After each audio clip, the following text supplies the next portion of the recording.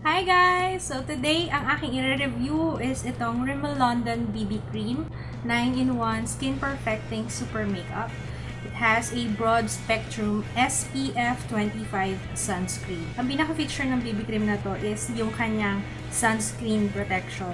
So it has SPF 25. It's a skin perfecting super makeup.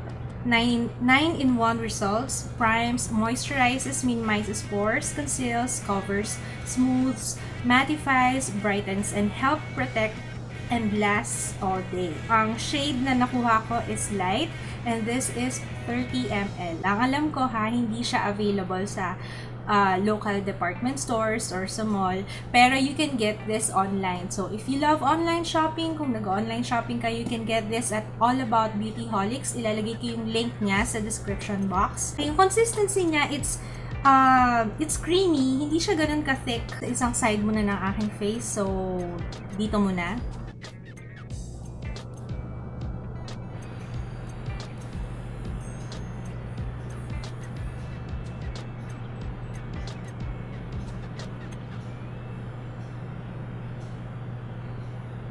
Yung smell niya, amoy Pond's BB cream.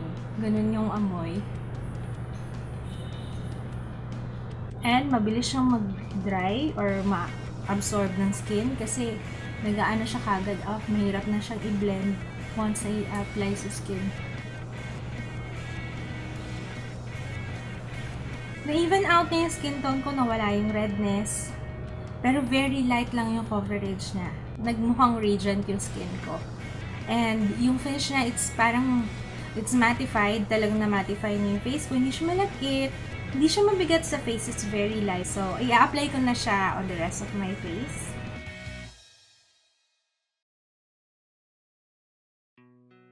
Okay, nagmukhang radiant yung skin ko.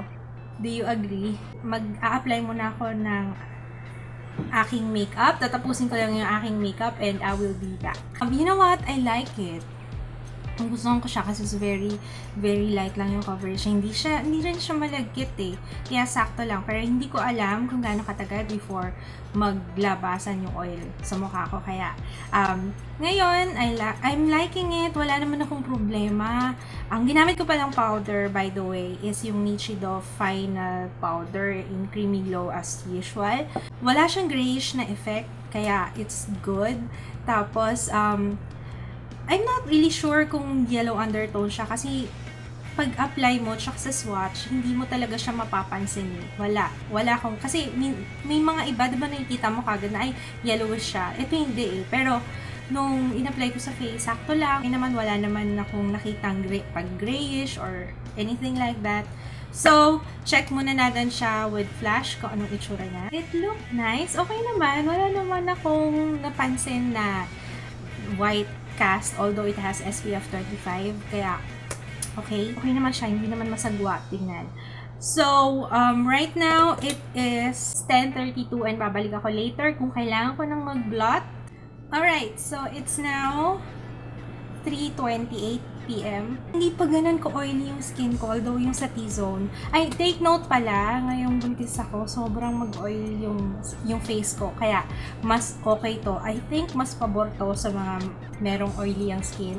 At least, matetest ko talaga ng husto. Kasi, right now, sobrang oily talaga ng aking face. Right now, magbablot na muna ako kasi kailangan ko ng mag-blot sa T-zone. Doon lang naman yung problema ko here. Ayan na, nakikita niya na. Yun. Pero hindi pa masyado. Tingnan nyo, oh. Parang hindi pa, diba? Dito ako madalas mag-struggle sa kilay. Ang hirap magtanggal ng oil dyan. Kaya ginagawa ko, binablot-blot ko lang ng ganyan. Okay. So, magpa-powder ako ulit. Although parang hindi pa kailangan mag-powder, pero magpa-powder ako. Para later, final update na lang. Wala naman ako nakitang nag-cake. Pero ganun naman talaga eh, parang hindi mag-cake yung foundation nyo or BB cream. Kailangan magbo-blot muna kayo, tatanggalin niyo muna yung oil before kayo magpa-powder kasi minsan nagbububu yung powder lalo na kapag oily pa yung face nyo, tapos magpa-powder na. So yun, nakaka-clog pa ng pores yun. Kaya yun lang, tip lang, blot muna before mag-powder. Maganda pa rin yung ano niya, maganda pa rin siya. Ano pa ako niyan, nagluto pa ako, kaya okay siya. I'll be back later. Okay, final update. It's now 10:18 p.m. I'm tired. And right now, I have to blot. I used up dalawang blotting paper the whole day. Dalawang blotting paper yung nagamit ko. Hanggang ngayon, okay pa rin yung BB cream sa face ko. Konting powder lang. Good as new. You know what? Magre-retouch ako para makita nyo. You see, konting powder lang, okay na ulit yung face ko.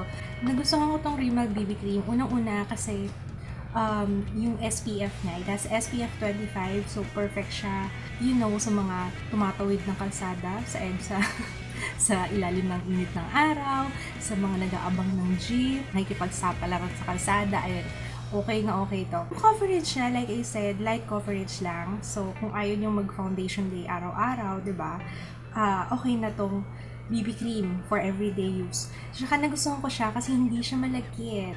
Alam niyo naman yung gusto ko eh. Parang siguro kung lagi niyo pinapanood yung mga reviews ko, yun yung lagi kong hinahanap, yung hindi malagkit. Kasi yun yung lagi kong kalaban eh.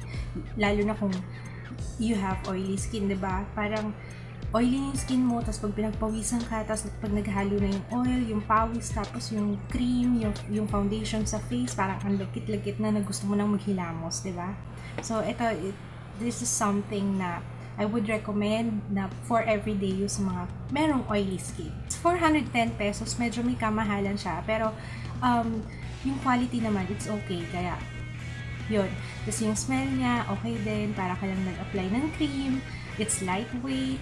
Alam mo, minsan nauubusan na ako ng vocabulary pag nagre-review. Pero yun lang naman yung mga hinahanap ko kasi sa BB cream or sa foundation. Kaya yun lang yung share ko sa inyo. If you have questions, comment lang kayo sa baba. So anyway, yun lang. Sana nagustuhan niyo itong review na to. I will be seeing you again next time sa aking susunod na review. See you again next time. Paulit-ulit. See you again next time. Bye!